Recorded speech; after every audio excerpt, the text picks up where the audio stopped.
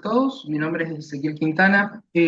Soy secretario del Comité del Cardiólogo Joven de la Federación Argentina de Cardiología y vocal del Consejo de Jóvenes Cardiólogos de SOCAVA. Me acompaña el día de hoy Guillermina Badroni, que va a estar de moderadora conmigo, que es médica cardióloga del Hospital Piroano, es la directora del Comité de Jóvenes Cardiólogos de SOCAVA. El día de hoy, en mi caso desafiante, tenemos al equipo del Hospital Churruca. Está con nosotros el presentador del caso y de la revisión, que es Mincini Ezequiel, que es residente de tercer año de la institución. Como panelistas tenemos al doctor Juan Pablo Mesa, que es residente de cuarto año, y al doctor Juan Manuel Silva Villalba, que es jefe de residente de cardiología del Hospital Churruca y además staff del servicio. Para que sepamos antes de arrancar, mi caso desafiante es un evento que hacemos en conjunto con la Comisión Nacional de Residentes, con CONAREC, en la cual las residencias de la Ciudad de Buenos Aires presentan un caso y posterior una revisión. Este evento va en una competencia, la cual va a ser determinada por un equipo especial de la Federación Argentina de Cardiología para ir a premio. El premio va a ser la presentación del caso en el Congreso Nacional de Cardiología, que se va a llevar en Rosario el año que viene. Va a ser publicado en la revista de la Federación Argentina de Cardiología y además se llevará un premio en el centro de institución. Ezequiel, si querés ya empezar compartiendo pantalla y arrancamos con el caso.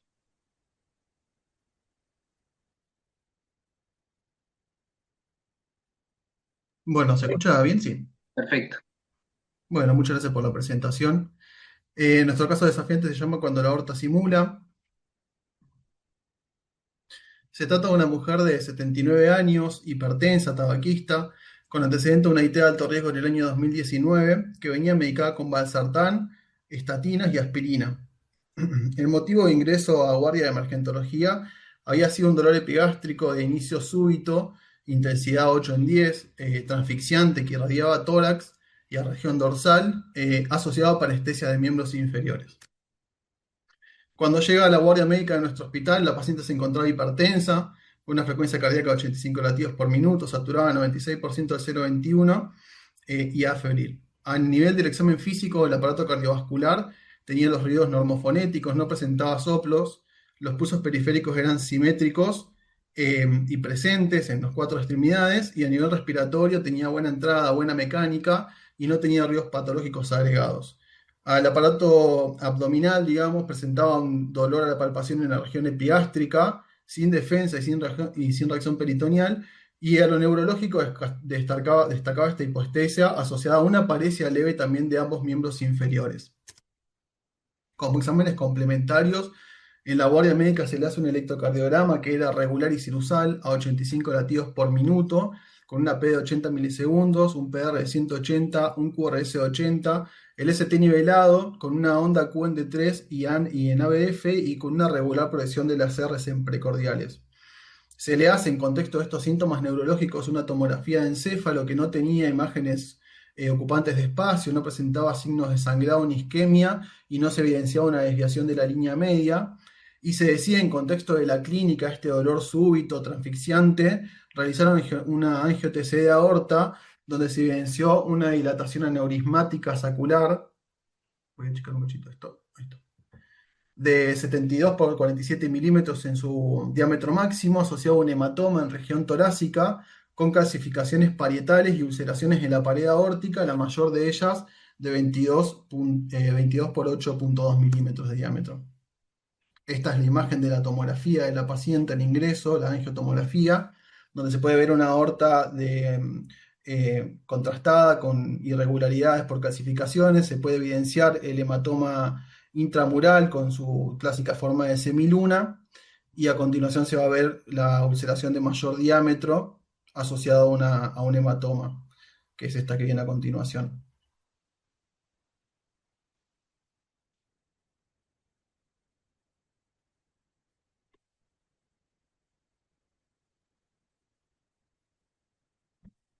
Bueno, se decide el ingreso de la paciente a unidad coronaria de nuestra institución, ingresa bajo la infusión de la betalol y morfina en infusión continua con los signos vitales ya controlados, estando normotensa con esta medicación, y se le realiza un nuevo electrocardiograma al ingreso que era regular y sinusal, pero presentando como característica distintiva respecto al de ingreso que presentaba un trastorno de la repolarización en cara anterolateral principalmente, con un laboratorio que destacaba las troponinas de 3839 y una CPK de 500, y un ecocardiograma bedside dirigido a la urgencia que presentaba una fracción de eyección del 40% con hipoquinesias a predominio apicales, sin valvulopatías de relevancia, por lo cual en el contexto del cuadro clínico de la paciente se le realiza una cinecoronariografía que no presentaba llamativamente, no presentaba lesiones significativas.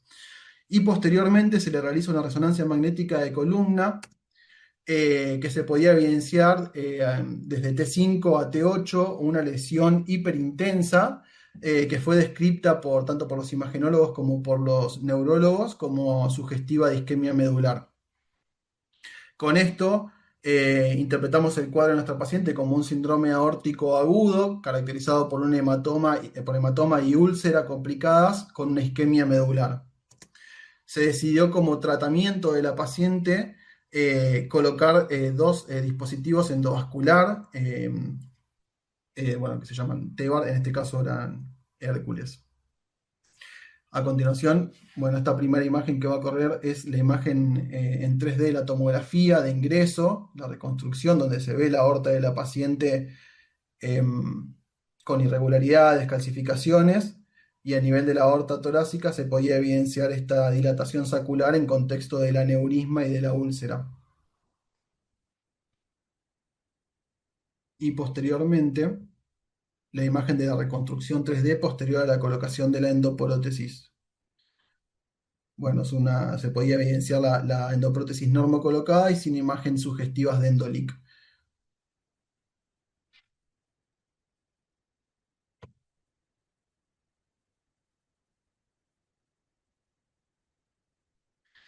Como para hablar un poco del síndrome aórtico agudo, esta entidad engloba mayoritariamente a estas tres patologías que son la disección, el hematoma intramural y la úlcera aórtica penetrante, siendo la disección la que presenta el mayor índice de presentación en un 80%, seguida del hematoma intramural y posteriormente de la úlcera en un 5%. Y cabe destacar que todas estas patologías afectan a la capa media de la aorta.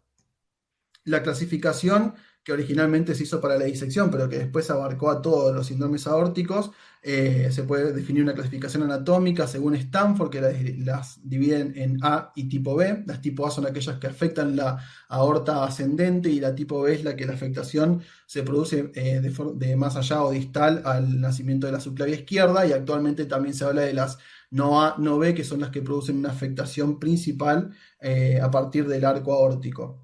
En su clasificación evolutiva, como agudas de 0 a 14 días, subagudas de 14 a 90 días y crónicas más allá de los 90 días, y actualmente también se mencionan las hiperagudas, que son aquellas que se presentan en las primeras 24 horas, y de acuerdo a la clasificación clínica como complicadas y no complicadas. Clínicamente se presentan de forma similar en los tres casos, donde el dolor es la forma más típica de presentación y más característica, que es un dolor de alta intensidad, eventualmente descrito como el peor dolor de su vida, de inicio abrupto, que puede ser irradiado tanto a tórax como a dorso, y esto depende de dónde sea la localización, si es tipo A o tipo B. Suelen ser pacientes que se encuentran hipertensos, pueden tener insuficiencia aórtica, dolor abdominal, pulsus parvus tardus, el dolor migratorio, hipotensión o shock o déficit neurológico focal. En cuanto al diagnóstico, si tenemos un paciente que presenta la sospecha de un síndrome aórtico agudo y contamos con la disponibilidad, el primer estudio a realizar debería ser una tomografía contrastada de la aorta, siempre y cuando también el clínico del paciente lo permita. Y puede que sea directamente diagnóstico, y si no es concluyente nos podemos apoyar en el ETE o en el ecocardio transtorácico. En caso de que no dispongamos en nuestro centro con una tomografía, con la disponibilidad de tomografía, o tengamos un clearance de creatinina menor a 30, lo que se sugiere según la guía de la SAC es la realización de un ecocardiograma transesofágico y un ecocardiograma transtorácico. En cuanto al hematoma intramural, corresponde a la hemorragia de la capa media de la pared aórtica, y fisiopatológicamente la teoría más aceptada es la de la ruptura del vaso vasorum. En general, su evolución o su historia natural va a ser la de la resolución con absorción completa, o la ruptura externa con hematoma periaórtico, derrame pleural o taponamiento, la dilatación aneurismática o la disección aórtica. El hematoma intramural puede tener algunas características que le dan un mayor riesgo, como ser la edad del paciente mayor a 70 años, que el diámetro aórtico inicial sea mayor a 45 milímetros, una tasa de crecimiento anual mayor a 5 milímetros, que el espesor de la pared del segmento afectado sea mayor a 10 milímetros o que esté en relación con derrame pleural o úlcera penetrante. Inicialmente el manejo de estos pacientes se va a dividir en dos tipos de pacientes, aquellos que tengan un hematoma complicado o no complicado. En los pacientes que tengan un hematoma complicado, ya sea por dolor persistente, inestabilidad hemodinámica, hemorragia periaórtica, signos de ruptura, el diámetro aórtico mayor a 45 o un rápido crecimiento del hematoma, la indicación es ir directamente a la resolución endovascular. Y en caso de los pacientes que no se presenten con complicaciones o que no tengan criterio de riesgo, se puede optar inicialmente por un tratamiento médico conservador, siempre que se haga bajo un monitoreo hemodinámico estricto, con un adecuado control del dolor y del doble producto del paciente. Se tiene que hacer un seguimiento estricto tomográfico y también estar atentos e ir en búsqueda de los signos de complicación. En caso de que presente signos de rápido crecimiento o signos clínicos de complicación, el tratamiento vuelve a ser la endoprótesis, la endoprótesis. Bien, ¿qué dice la Sociedad Argentina de Cardiología en cuanto a la mortalidad aguda y alejada? En el tratamiento médico fue el que demostró tener menor mortalidad, una mortalidad aguda del 3,4 y a los 3 años del 5,4%, y la cirugía y el tratamiento endovascular una mortalidad mayor. Pero bueno, cabe destacar que estos pacientes que fueron sometidos o a cirugía o a tratamiento endovascular fueron pacientes que o fracasaron en el tratamiento médico o presentaban una complicación al ingreso o signos de alto riesgo. Y dentro de estos dos, el tratamiento endovascular demostró tener una menor mortalidad respecto a la cirugía, con una mortalidad aguda del 4,6 y a 3 años del 7,1%, siendo así una clase de recomendación 1 o 2A. En cuanto a la úlcera penetrante de la aorta, esta se define como una lesión sobre una placa aterosclerótica, la cual se va a ulcerar y se va a dirigir hacia la placa, hacia la parte de la capa media de la aorta. Está mayormente relacionado con los factores de riesgo cardiovascular, principalmente con la edad, con el sexo masculino y aquellos pacientes que presentan aterosclerosis difusa, y también tiene como criterios de riesgo el dolor refractario, el hematoma periaórtico, el derrame pleural, el hematoma intramural asociado y la úlcera de rápido crecimiento. En cuanto al tratamiento, la Sociedad Argentina de Cardiología recomienda el uso de endoprótesis en pacientes que tengan una úlcera penetrante de aorta sintomática y o complicada con una clase de recomendación 1 o 2A, una úlcera penetrante de aorta sintomática con una clase de recomendación 2A y una úlcera penetrante de aorta y hematoma intramural sintomático con una clase de recomendación 1B. En el caso de nuestro paciente que presentó como complicación la isquemia medular, eh, cabe destacar que los signos isquémicos sistémicos en el síndrome aórtico es una presentación bastante frecuente, con menos del 4%, y puede ser tanto isquemia mesentérica, isquemia renal, isquemia de miembros o isquemia medular. En general, la isquemia como forma de presentación está mucho más relacionada con la disección aórtica, y la verdad que en la búsqueda bibliográfica la relación con el hematoma o la úlcera penetrante es extremadamente rara, incluso hay muy pocos casos descritos en la bibliografía de este tipo de complicación, tanto con el hematoma como con la úlcera. Este en particular que traje para mostrar es un caso que me resultó llamativo por la forma que tuvieron de abordar al paciente, ya que se presentó con un hematoma intramural, como obviamente hipertenso, y en primera instancia, cuando vieron que tenía isquemia medular, decidieron hacer un tratamiento diferente, de no manejar la tensión arterial, o sea, prefirieron tener al paciente hipertenso y fueron en búsqueda de hacer una punción lumbar y un drenaje de líquido cefalorraquídeo, consiguiendo que la remisión inicial de los síntomas neurológicos, y una vez estabilizada la parte neurológica, fueron hacia la resolución endovascular del paciente de su patología aórtica. Bueno, esta es la bibliografía en la que va a ser la búsqueda bibliográfica y no mucho más. Bueno, muy bien, Ezequiel. La verdad, excelente el caso, excelente la presentación, también muy buena la revisión. Te quiero hacer unas consultas para repasar un poco del caso. La lesión aórtica provenía principalmente de la aorta descendente, ¿verdad? ¿Y se extendía hacia la aorta ascendente? Hacia el callado y No, hacia la... estaba focalizada en la aorta torácica descendente. No abarcaba ni callado ni aorta ascendente. Perfecto. Y la prótesis que ponen tiene relación con con el callado, ¿verdad? ¿O Sí, respecta solo a la descendente? no, respecto a la ascendente, la parte donde está enclavada la prótesis, pero que no está recubierta de malla, sí llega hasta el callado, pero la parte que tiene la malla y demás es sobre la aorta ascendente. Perfecto. Perdón, Buenísimo. descendente. Perfecto.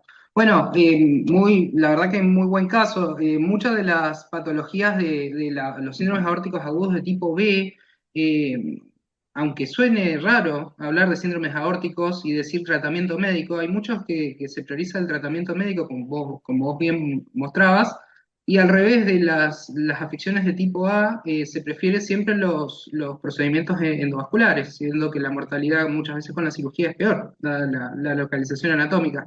También lo que está bueno es que hoy en día se dispone en el mercado, digamos, de distintas prótesis que abarcan solo la aorta descendente, como también hoy se posicionan sobre el callado haciendo distintas técnicas, el de branching, el chimney y todas esas técnicas para respetar o no los vasos supraórticos, dependiendo. Genial.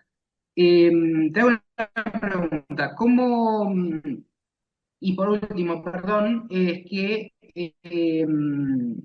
uno de los criterios cuando se va a intervenir una tipo B de urgencia es el dolor persistente y todo lo que vos mostraste.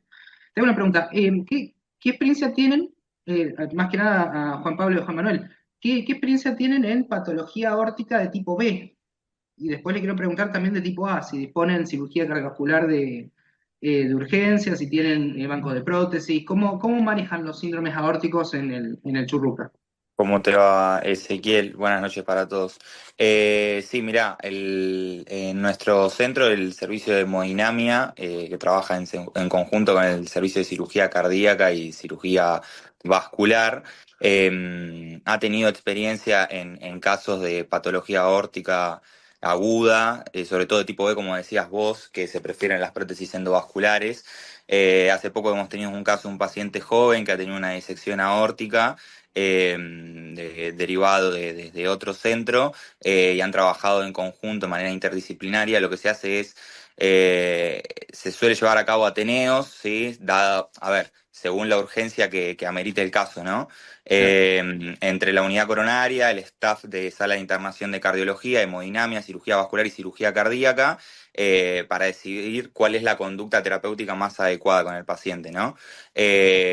Como vos bien decías, las prótesis endovasculares son las que se suelen optar en la patología de aorta descendente, y son, bueno, los especialistas los que van decidiendo cuál es la opción a abordar, y se van comunicando con los distintos laboratorios. Como decías vos, existen distintas prótesis, en este caso la que más se adaptaba era la tipo Hércules, y se trata de resolver todo a la Claro. brevedad, ¿no? En el caso de, como decías, tipo A, sí, la gente de cirugía cardíaca es quien toma la posta, como por así decirlo, ¿no? Pero siempre trabajando en conjunto, porque, por ejemplo, esta paciente que comentaba Ezequiel, a la hora de resolverlo, se dio la particularidad que trabajó la gente de cirugía vascular junto con la gente de hemodinamia, ¿sí? Porque los accesos eran difíciles, entonces la disección para exponer la femoral lo hizo vascular y después trabajó hemodinamia en conjunto. Pero sí, eso, por suerte, en Excelente. el centro estaba bastante aceitado. Y el caso en general se abordó y se sigue abordando de manera interdisciplinaria, porque hoy en día la paciente está con los cuidados crónicos de una paciente, ¿no? Con la secuela que le ha dejado esta isquemia medular, y bueno, ya con trabajo de la sala de internación de cardiología, con kinesiología, terapia ocupacional, ¿sí? Entonces es como un trabajo multicolegiado que se fue haciendo con ella. ¿La paciente sigue internada todavía o se La externó? La paciente sigue internada, todavía ha tenido algunas intercurrencias en el medio de carácter infectológico. Ahora, de momento, está estable, tiene una secuela que es una plejía en miembros inferiores que, si bien al principio se hablaba de muy mal pronóstico, tanto por la gente de neurología clínica como de neurocirugía, fue recuperando algo de movilidad, no mucho, pero fue recuperando algo. La idea es derivarla a un tercer nivel para que siga con los cuidados pertinentes, ¿no? Claro, perfecto.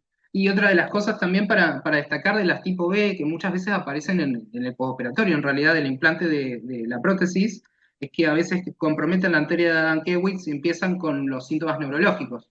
Así que eso es una complicación que lamentablemente muchos cirujanos que se dedican a lo vascular dicen que nunca lo van a poder prever, porque siempre sale de un lugar distinto. Genial. Guille, ¿tenés algún comentario, alguna pregunta? No, primero felicitarlos, felicitarte Ezequiel, muy buena la presentación, está muy bueno el caso. Bueno, iba a preguntar eso, que cómo estaba la paciente y se había quedado con alguna secuela, pero bueno, Juan Pablo ya la respondió. Eh, ¿Y qué es lo que les dice neurología? O sea, sé que vos comentaste que no es muy frecuente esta complicación. ¿Neurología le hizo algo más a la paciente o solamente fue el abordaje de la endoprótesis? No, no, neurología, contesto yo, digo, desde el punto de vista, fue. Lo bueno de este caso es que o sea, el paciente ingresa un domingo y el mismo domingo nosotros le hacemos la resonancia, hablamos con vascular, hablamos con hemodinamia, manejamos todo y el lunes ya la paciente, medio como que el domingo hacemos un mini ateneo informal entre los que estaban de guardia y el lunes ya la paciente es vista por todos los servicios y ya el martes le colocan la endoprótesis a la paciente. Ya neurología el mismo lunes con la resonancia nos declara que por ellos ya no tenían conducta, sino que mismo no iba a poder mejorar la señora, iba a quedar con esa hipoestesia o esa plejía, y solicitaban rehabilitación. La última vez que la vieron habrá sido cuando pasa la paciente inmediatamente al piso para control y ya ellos mismos solicitaban un tercer nivel, que haga kinesiología, que existía la posibilidad de recuperación, pero después no la siguieron más porque desde el punto de vista de ellos fue como un hallazgo más esto de la plejía, pero se descartó en su momento rápido a ver que no haya sido un evento agudo, un accidente cerebrovascular o un evento neurológico grave. Claro. Y también vi que tenía en el eco un trastorno de motilidad que le había caído un poco la FEI. ¿Eso lo atribuyeron a algo? ¿Lo atribuyeron a todo lo que le estaba sucediendo a la paciente? ¿La estudiaron un poco Después, más? ¿Cómo dio el Sí. eco ahora? Respondo vos, posteriormente, más si querés. sí, posteriormente le hacemos un ecocardiograma porque vieron que el electrocardiograma es bastante característico del Sí. síndrome de Takotsubo, más siendo mujer, con los factores de riesgo. Si seguíamos hablando del caso, teníamos para toda la noche hablar del caso porque la verdad que se hizo bastante extenso. Le hacemos un ecocardiograma en el cual no tenía trastornos de motilidad, había recuperado la FEI, la señora. Entonces nosotros interpretamos que todo el estrés que le había generado tanto la patología aorta, enterarse que tenés una úlcera, un hematoma, que te van a poner una prótesis, que quedaste pléjica, o sea, un cateterismo, todo en el mismo día, en la misma situación, nos llevó a un estrés tan grande de un síndrome de Takotsubo. Por eso el título es cuando la aorta simula, porque cuando ingresa la paciente, vos decís, bueno, tengo un infarto tipo T, anterior extenso, digo, hay que estudiarlo, además un aneurisma. Cuando vemos que no tiene lesiones, el eco con FEI severa, a las 72 horas le hacemos el eco control, FEI conservada, sin trastorno de motilidad. Ok. Entonces, mi interpretación fue un Takotsubo por el estrés que le generó la noticia de vas a quedar pléjica de por vida, que Neuro le había dicho, de mirá, tenés la aorta que te van a poner una endoprótesis, porque si no, la verdad que morís, era como mucho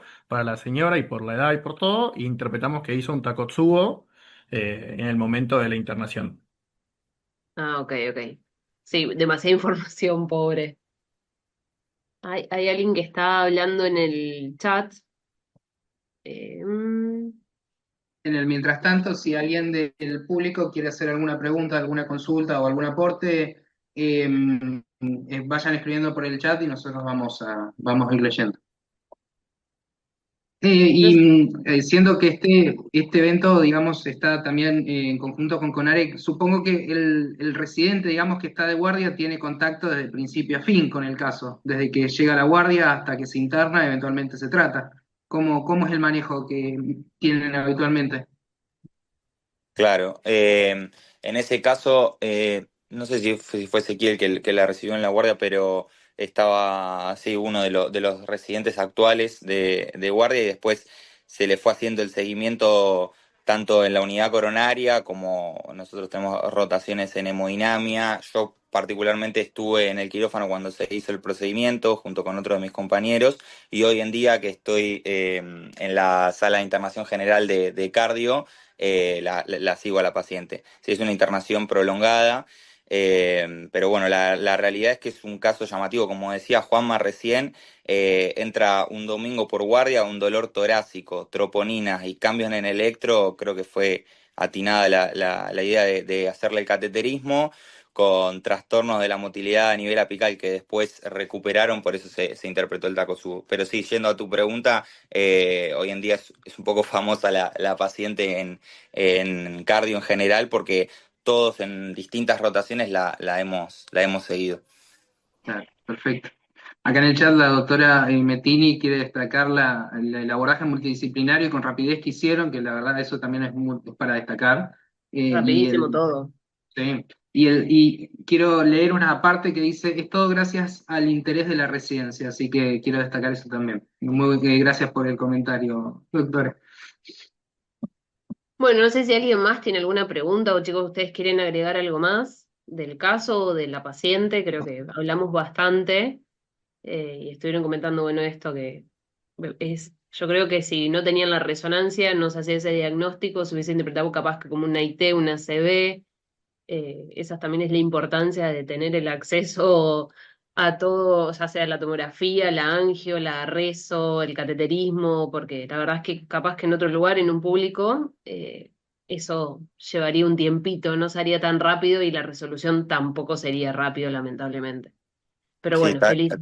tal cual como decías, Guillermina, la realidad es que fue más allá como dice la doctora Mettini, del interés de la gente de guardia y de la residencia en general, muchas gracias por eso, también tuvimos la suerte de contar con los recursos como para hacer el diagnóstico y también destacar los distintos servicios que formaron parte del diagnóstico y que siguen formando parte de la recuperación de la paciente. Nada, va a ser un festejo generalizado cuando se vaya de alta la paciente.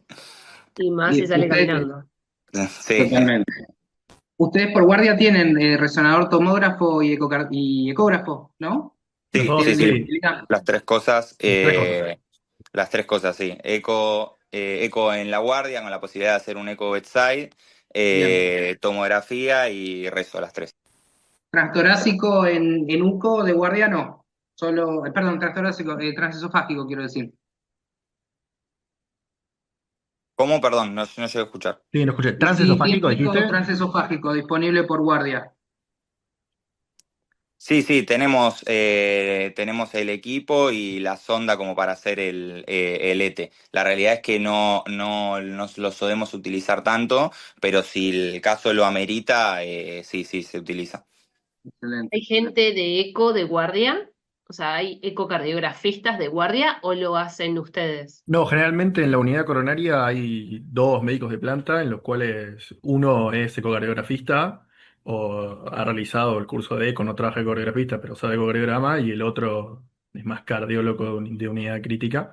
Pero bueno, generalmente nosotros tenemos rotaciones de eco todos los años de residente, de R1 a R4, entonces tenemos bastante mano en hacer los ecos, en informarlos, todo. Pero generalmente en las guardias nosotros tenemos un médico de planta que se dedica a lo crítico y otro médico que además de lo crítico es ecocardiografista y informa los ecos. Ok. Bueno, chicos, felicitarlos ese. No sé si tenés algún comentario más. Ningún otro. Bueno, felicitarlos. Está muy bueno el caso, muy interesante. Le pasaron muchas cosas, pobre a la señora, pero se resolvió todo rapidísimo y creo que eso es lo que la beneficia y va a hacer que salga rápido la internación junto con toda la rehabilitación que le queda hacer, que es la parte motora. Felicitarte de nuevo, Ezequiel, por la presentación. Y bueno, Gracias. recordarles que todos los casos son evaluados por un comité de FAC, que luego van a llevar a premio, va a ser presentado en el Congreso de la FAC del año que viene y además va a ser presentado en la revista. Así que bueno, agradecerles también por la participación y no sé si tienen algún comentario más, si no, damos por finalizada la sesión. La verdad, agradecerles por la participación, muchas gracias.